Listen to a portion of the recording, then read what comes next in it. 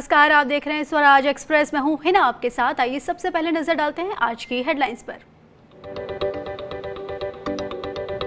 केंद्र सरकार ने राज्यों को लिखा पत्र। केंद्रीय गृह सचिव अजय भल्ला ने कहा, अंतर्राज्य और राज्य के अंदर लोगों और वाहनों की आवाजाही पर नहीं होगा कोई प्रतिबंध। प्रतिबंध से आर्थिक गतिविधियों में आ रही थी बाधा। बॉम्बे हाई कोर्ट ने खारिज की तबलीगी जमात के विदेशी नागरिकों के खिलाफ एफआईआर दर्ज। तल्ख टिप्पणी में कहा, राजनीतिक सत्ता महामारी के वक्त बलि का बकरा बनाने की करती है कोशिश। मीडिया ने दुष्प्रचार कर गलत तस्वीर पेश की। राफेल विमान सौदे पर राहुल गांधी का पीएम मोदी पर बड़ा हमला। ट्वीट करके कहा, राफेल डील में हुई बड़ी धांधली। सूत्रों के मुताबिक सरकार ने सीएजी को राफेल डील की अभी तक नहीं दी है कोई जानकारी। राजस्थान के मुख्यमंत्री अशोक गहलोत ने हाउसिंग बोर्ड की 25 परियोजनाओं का किया शुभारंभ। नए आवासीय योजनाओं में शिक्षकों और सुरक्षा प्रहरियों के लिए अलग से आवास योजनाएं शामिल। 5 नई मार्केट भी बनाए जाने का प्रस्ताव। और एक्टर सुशांत राजपूत केस में सीबीआई ने तेज की जांच। फॉरेंसिक टीम के साथ बांद्रा में सुशांत सिंह के घर जांच में जुटी है टीम। नीरज और सिद्धार्थ को भी लाई साथ।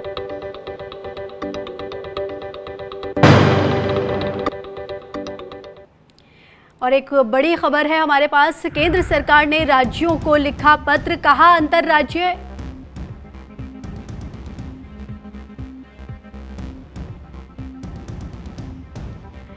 और इस वक्त की सबसे बड़ी खबर आ रही है। पटना गैंग रेप मामले में पुलिस ने 6 आरोपियों को गिरफ्तार कर लिया है। पुलिस ने वायरल वीडियो के आरोपियों की पहचान करके गिरफ्तारी की है। आरोपियों ने महिला के रेप का वीडियो बनाकर वायरल किया था। पुलिस के मुताबिक 45 साल की महिला बाजार से अपने गांव जा रही थी। इसी दौरान कुछ लोगों ने महिला को जबरन पकड़ लिया और उसे सुनसान जगह पर ले जाकर रेप किया। तो ये इस वक्त की बड़ी खबर आ रही है।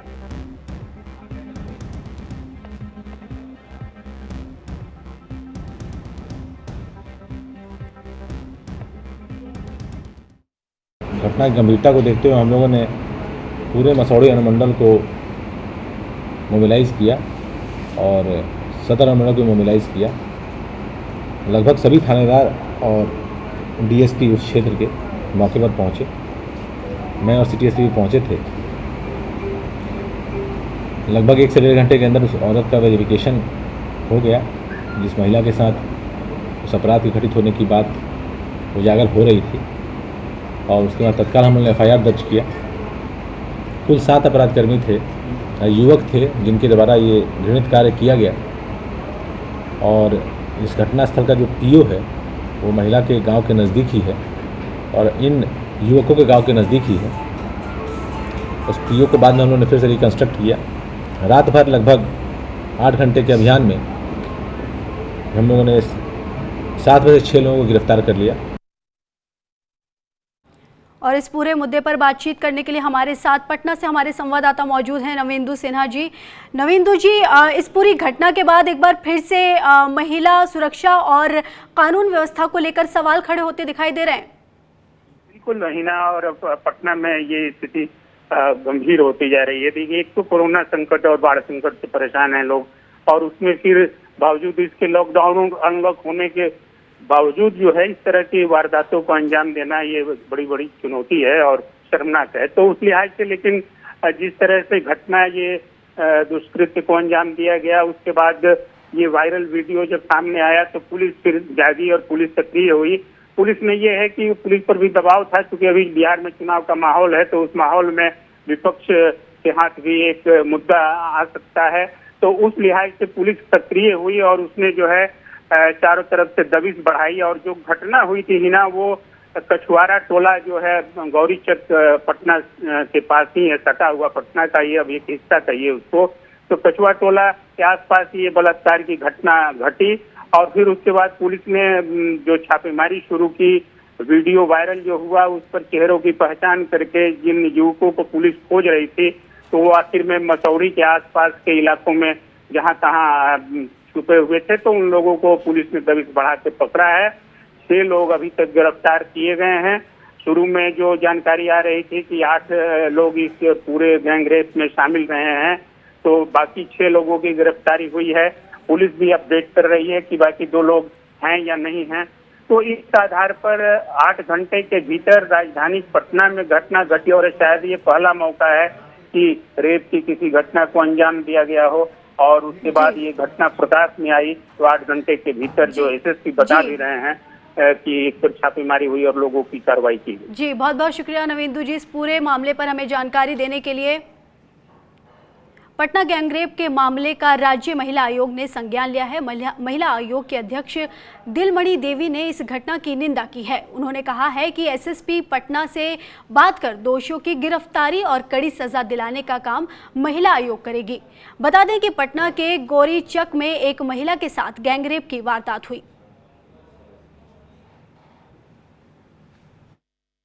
कि वो महिला जा रही थी, उसको कहा कि चलो तुमको जहाँ जाना है वहाँ तुमको छोड़ देंगे। जहाँ पर पहले से ही 4-5 लड़के को वहाँ पर रखे हुए था और वहाँ ले जाके वो औरत के साथ बहुत गलत किया।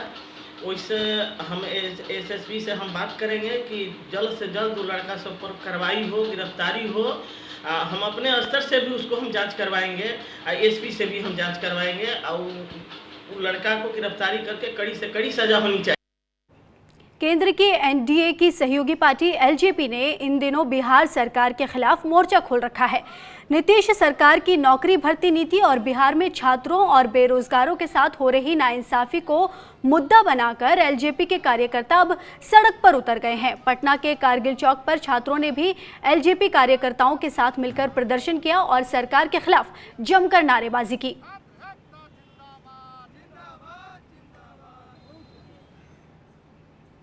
हम लोग सरकार नीतीश कुमार से मांग कर रहे हैं कि सारे अपेयरिंग छात्रों को परीक्षा फॉर्म भरने की मौका दिया जाए और विश्वविद्यालय में परीक्षा की डेट को निर्धारित किया जाए ताकि जो छात्र परीक्षा फॉर्म भरने से वंचित हो रहे हैं वो तमाम छात्रों के भविष्य के साथ खिलवाड़ नहीं हो। यही मांग हम लोग के लगातार चलते रहेंगे। आज हम लोग पटना के कारगिल चौक पर किए हैं। कल पूरे बिहार के सभी जिला मुख्यालय पर छात्र लोक जनशक्ति पार्टी के बैनर तले सभी जिलाध्यक्ष को हम लोग निर्देश दिए हैं कि अपने अपने जिला में इस मांग को उठाए और जब तक हम लोग की मांग पूरी नहीं होगी नीतीश सरकार के खिलाफ मेरा आंदोलन चरणबद्ध चलते रहेगा।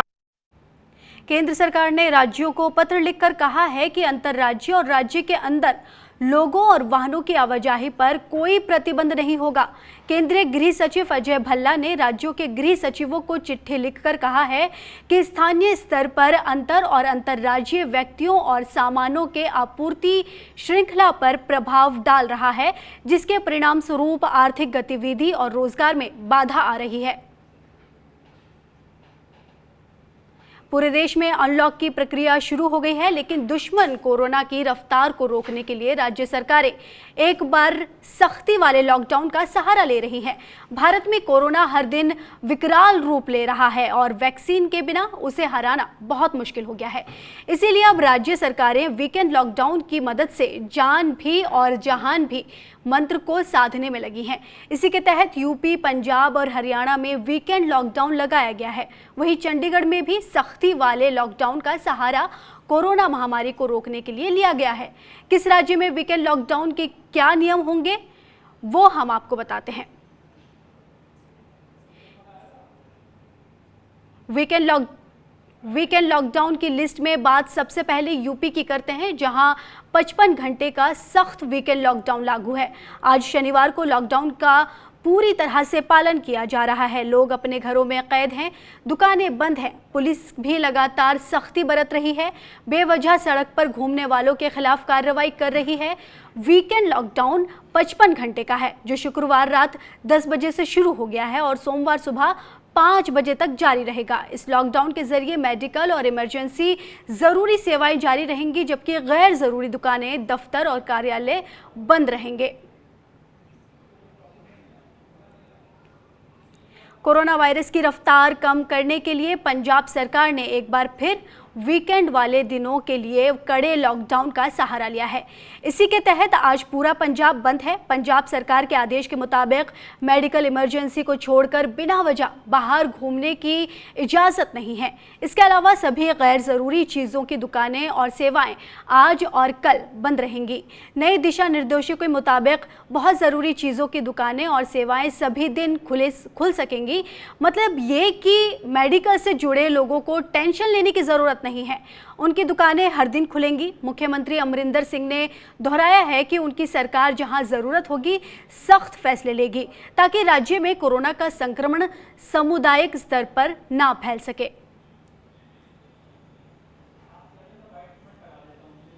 लॉकडाउन की पूरी पालना लोगों से करवाई जा रही है। हमारी ये पूरी कोशिश है कि लोगों को प्यार से मोहब्बत से अवेयर करें, क्योंकि काफ़ी देर से कोविड-19 बीमारी है, पैर पसारे हुए हैं, तो इस संबंध में लोग भी परेशान हैं, इरिटेटेड भी हैं, लेकिन हमको इस बीमारी से लड़ना है और फतेह हासिल करनी है। इसके लिए हम लॉकडाउन की पालना कर भी रहे हैं, करवा भी रहे हैं, लोगों से रिक्वेस्ट कर रहे हैं। आप देख भी रहे हैं कि लोग इस संबंध में हमारी पूरी हेल्प कर रहे हैं कि दुकानें ऑलमोस्ट बंद हैं। हरियाणा में भी वीकेंड लॉकडाउन जारी है। हरियाणा में कोरोना वायरस महामारी विकराल रूप लेती नजर आ रही है। तेजी से प्रदेश में नए केसों की संख्या बढ़ रही है। कोरोना के बढ़ते प्रकोप को कम करने के लिए सरकार ने शुक्रवार को सख्त फैसला लिया, जिसके तहत हरियाणा में अब सभी ऑफिस और गैर जरूरी दुकानें हर शनिवार और रविवार को बंद रहेंगी। सिर्फ जरूरी सामान की दुकानें ही खुली रहेंगी। इसका मतलब यह है कि कल भी हरियाणा में कोई भी दफ्तर, कार्यालय या दुकान नहीं खुलेगी। हालांकि लोगों के आने जाने का प्रतिबंध नहीं रहेगा।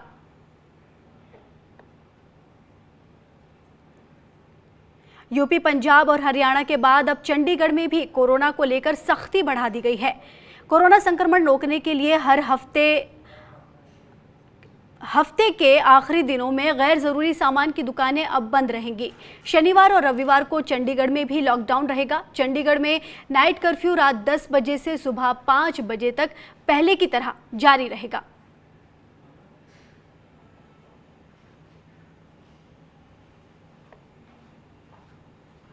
फिलहाल वक्त है ब्रेक का, अब बने रहिए हमारे साथ।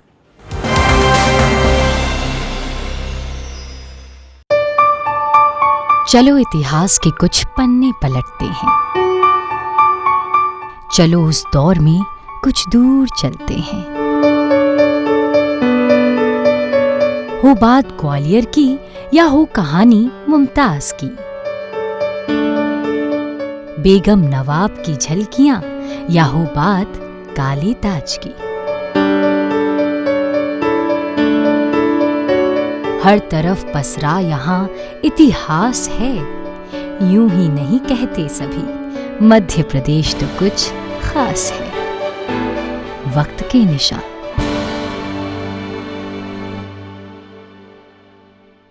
Judges are not above scrutiny. The judiciary must sit down and introspect.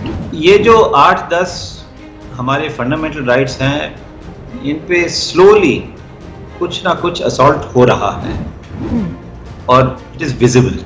And this is a dangerous precedent. This is dangerous. Yes, it is dangerous.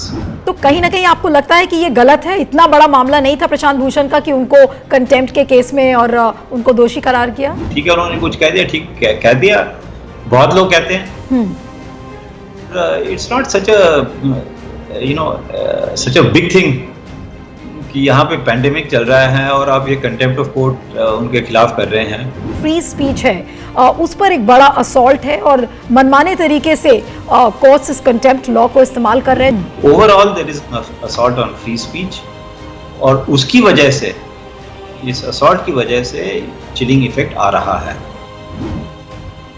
देखिए ऑन रिकॉर्ड सुप्रीम कोर्ट के पूर्व न्यायाधीश जस्टिस मदन बी लोकुर के साथ, सिर्फ Swaraj express पर। सपने सच तब होंगे जब आप सपने दिखना शुरू करेंगे। ये शब्द हैं उस शख्सियत के जिसके सपनों ने दी इस देश को एक नई उड़ान, डॉक्टर APJ अब्दुल कलाम। और ऐसे ही हर स्टूडेंट के सपने पूरे करेंगे हम, under best guidance of expert faculty team. Admission open in science and technology, humanities, social science, arts and sports. Doctor APJ Abdul Kalam university, Indore. For the details, contact 1800-300-2672। Stream कोई भी हो, बेस्ट करियर ऑप्शन के लिए है Bhabha university. Best faculty, world class infrastructure, scholarships, hi tech labs, 27 acre of lush green campus, hostel facility, admissions open for engineering, pharmacy, dental, computer application, management and agriculture. Bhabha university at Hoshangabad road, Bhopal. Call 9165025500।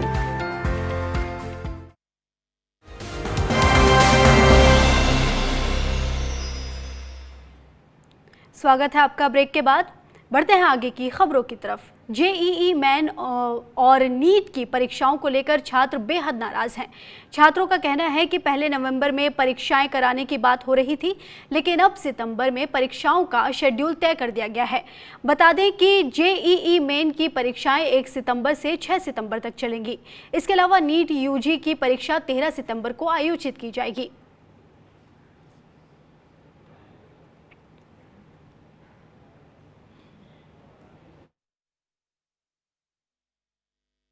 पहले तो ये बहुत अचानक से आ गया है date इसकी, और समय भी कम है। पहले इसकी डेट मेरे समझ से नवंबर 2nd वीक में आई थी, ऐसा सुनने में आया था। फिर अचानक से अभी इसकी डेट दे दी गई। और एक्चुअली में सितंबर मंथ में बहुत सारे एग्ज़ाम एक साथ हो रहे हैं, और मतलब सारे सब्जेक्ट्स हैं, स्टूडेंट्स काफ़ी ज़्यादा हैं, उनकी मूवमेंट भी ज़्यादा होगी ऑब्वियसली। और तो मुझे लगता नहीं कि इस सिचुएशन में इतनी मूवमेंट ठीक रहेगी।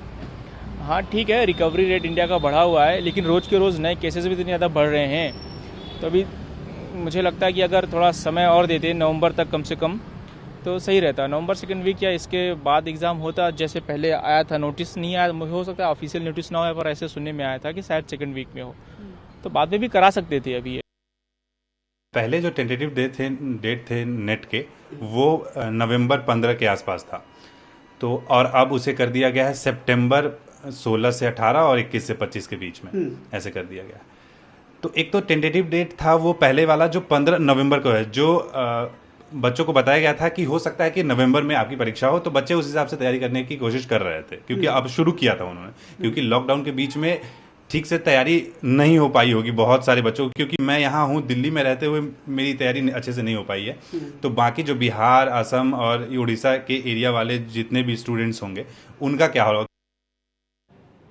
आम आदमी पार्टी को 2 करोड़ चंदा देने का मामला अब गर्माता जा रहा है। कांग्रेस पार्टी ने प्रेस कॉन्फ्रेंस कर आम आदमी पार्टी पर फर्जीवाड़े का आरोप लगाया है।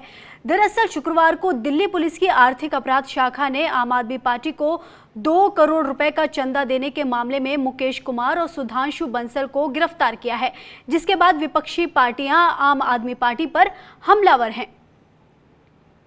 अनिल कुमार जो कि दिल्ली कांग्रेस के अध्यक्ष मौजूद हैं, उनसे बात करते हैं। जिस तरीके से मामला सामने आया है, इससे पहले भी कई बार मामले उठे हैं चंदे लेने के कि गलत तरीके से लिए जा रहे हैं। 2 लोगों को पुलिस ने गिरफ्तार किया और 2 करोड़ का ये मामला है, कैसे देखते हैं सर? देखिए, हमने पहले भी कहा है कि कानून की कथनी और करनी में फ़र्क है। दिखावे के लिए पूरी तरीके से स्क्रिप्ट से बाहर आते हैं। सच्चाई यही जो आज दिखाई दिया है। ये कांग्रेस पार्टी बार बार कहती है लोगों को गुमराह करने का काम किया जा रहा है। ये सरकार भ्रष्टाचार में लिप्त है, और एक बार फिर से हो गया। उससे पहले इनके मंत्री, इनके MLAs पे गंभीर आरोप हैं, CBI के आरोप हैं, आयकर के आरोप हैं, और जांचें चल रही हैं। तो ये 2 करोड़ का जो नया मामला है, ऐसे और बहुत सारे मामले हैं। सवाल इस बात का है, जो पहले जो आरोप थे उसमें जो जांच की गति तेज होनी चाहिए थी, उसमें भी क्यों केंद्र सरकार इन एजेंसियों ने ढीलापन कर रखा है? तो कहीं ना कहीं कुछ ना कुछ ऐसा चल रहा है। इसीलिए हम ये पूछते हैं कि रिश्ता क्या कहला रहा है। जनता के सामने अब तक वो जांच सामने क्यों नहीं केंद्र सरकार रख पा रही है? आखिर ऐसा क्या चल रहा है कि दोनों लोग एक दूसरे की कभी कभी तारीफ करते नजर आते हैं, पीठ थपथपाते नजर आते हैं? तो 2 करोड़ की कल के इस केस ने इस सरकार की पोल खोली है। अरविंद के भ्रष्टाचार मुक्त दिल्ली का जो नारा था, उसने सिद्ध कर दिया कि दिल्ली के अंदर भ्रष्टाचार को बढ़ावा इन्होंने दिया है। आपने फर्जी कंपनियों का जिक्र किया, ये आरोप लगता रहा है बार बार कि कई फर्जी कंपनियां बना के चंदा लिया जा रहा है ताकि काले को सफेद किया जा सके, धन को। कितनी सच्चाई है? दिल्ली कांग्रेस का क्या कहना है इस पर? देखिए, ये बिल्कुल 100% सच है। अरविंद केजरीवाल ने जिस तरीके से पैसा कलेक्शन का काम किया है, उस काले पैसे को सफ़ेद करके अपने खातों में चंदे के रूप में दिखाने का काम किया है, और लोगों की भावनाओं से भी खेला है। इसका जीता जागता उदाहरण है कि जो 4 कंपनियां, गोल्ड माइन बेल्टकॉन, स्काईलाइन मेटल और सन विजन, इस तरह की और बहुत सारी कंपनियां हैं जिसके माध्यम से चंदे को घुमा करके आम आदमी पार्टी के खातों में भेजा जा रहा है। ये 2 लोगों को सख्ती से जांच होनी चाहिए। ये आखिर कौन लोग हैं, किसकी वजह से ये काम हो रहा था, ये जांच में पूरी तरह से माना गया है। सुधांशु बंसल जो खुद एक चार्टर्ड अकाउंटेंट हैं, और केजरीवाल जी खुद IRS हैं। तो ये बड़े प्रश्न हैं जिनके जवाब शायद अरविंद को खुद देने चाहिए, ना कि अपने प्रवक्ताओं के माध्यम से केवल ये कहते हुए कि नहीं हम जांच में सहयोग करेंगे। मुख्यमंत्री अशोक गहलोत ने राजस्थान आवासन मंडल की 25 योजनाओं की लॉन्चिंग की, जिनमें 14 आवासीय योजनाएं और 4 मुख्यमंत्री जन आवास योजनाएं भी शामिल हैं। इस मौके पर शहरी विकास मंत्री शांति धारीवाल भी मौजूद थे। मुख्यमंत्री ने हाउसिंग बोर्ड की जिन 14 आवासीय योजनाओं की शुरुआत की, उनमें वाटिका आवासीय योजना, सांगनेर महिला आवासीय योजना, अजमेर रोड, महात्मा ज्योतिराव फूले आवासीय योजना, नसीराबाद मुख्यमंत्री राज्य कर्मचारी आवासीय योजना, प्रतापनगर शामिल है। इसके अलावा जयपुर की 4 मुख्यमंत्री जन आवास योजनाओं का शुभारंभ किया, जिसमें मुख्यमंत्री जन आवास योजना सेक्टर 3 प्रतापनगर, मुख्यमंत्री जन आवास योजना सेक्टर 28 प्रतापनगर, मुख्यमंत्री जन आवास योजना सेक्टर 7 इंदिरा गांधी नगर शामिल है।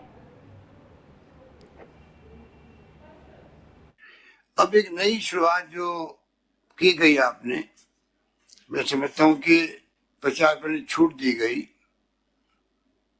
एमनेस्टी योजना आप ला रहे हैं, जो कुछ करना करो, पर मैं चाहूंगा कि 50 साल पहले जो सपना था उसको पुनर्जीवित करो, पब्लिक के लिए, पब्लिक निगाह के लिए। झुंझुनू में राज्य जीएसटी की तरफ से दूसरी बार नीलामी की कार्रवाई की गई। झुंझुनू में 2 बार हुई नीलामी का ये सामान एक ही ट्रांसपोर्टर के ट्रक से जब्त किया गया। इसको लेकर अधिकारी बताते हैं कि व्यापारी की तरफ से सामान को लेकर पेनल्टी जमा नहीं करवाई गई, यही वजह है कि सामान की नीलामी की गई। वहीं ट्रांसपोर्टर का कहना है कि साल 2016 में उसने एक करप्ट अधिकारी को ट्रैप करवाया था, इसीलिए अब बार बार सिर्फ उसी को निशाना बनाया जा रहा है।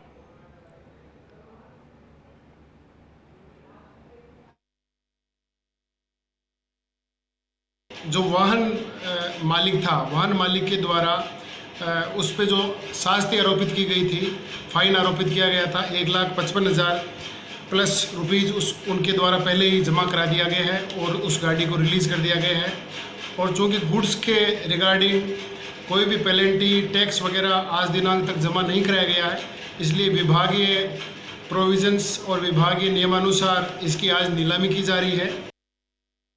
मैं ये चाहता हूँ इनकी एसओजी और अपने एसीबी से निष्पक्ष जांच करवाई जाए और इनके खिलाफ कानूनी कार्रवाई की जाए। मेरी गाड़ी 10 महीने पकड़ने के बाद में मेरे जैसे 10 ट्रांसपोर्टर काम करते हैं, उनकी एक भी गाड़ी नहीं पकड़ी, ये इनसे चौथ वसूली करते हैं। शिवराज सरकार के एक और मंत्री कोरोना पॉजिटिव पाए गए हैं। पीडब्ल्यूडी मंत्री गोपाल भार्गव की कोरोना रिपोर्ट पॉजिटिव आई है। गोपाल भार्गव ने खुद ट्वीट कर इसकी जानकारी दी। आपको बता दें कि गोपाल भार्गव ने अपने परिवार और नज़दीकी स्टाफ का कोविड टेस्ट एंटीजन टेस्ट की किट के जरिए कराया, जिसमें उनकी शुरुआती रिपोर्ट पॉजिटिव आई है। भार्गव ने ट्वीट कर बताया कि उनकी कोविड-19 रिपोर्ट पॉजिटिव आई है और एहतियात के तौर पर वो अस्पताल में भर्ती हो गए हैं।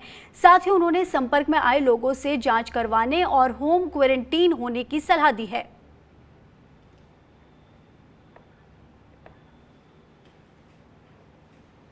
फिलहाल इस बुलेटिन में इतना ही। आप देश और दुनिया की हर छोटी बड़ी खबर के लिए देखते रहिए स्वराज एक्सप्रेस। नमस्कार।